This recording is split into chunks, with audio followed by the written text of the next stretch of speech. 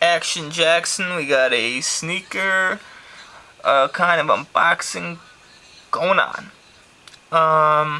Got this from what country? Slovenia. It's the website Oneway.si, and there was a Jordan that was sitting on there that I decided to pick up.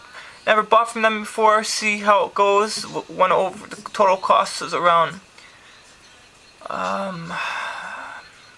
not sure, €215 maybe. It costs around $240. So did not get charged with customs. Very satisfied with that. Very, very happy with that.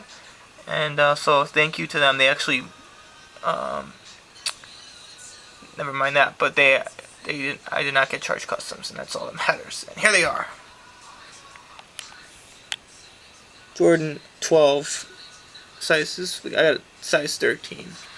I probably be sitting on these for a while, but got these French blues. Very beautiful shoe, very nice material. As you can see, that insole sticker is a European sticker. You ever see that on a shoe? It's a Europe. The shoes are sold in Europe, so don't be alarmed by that.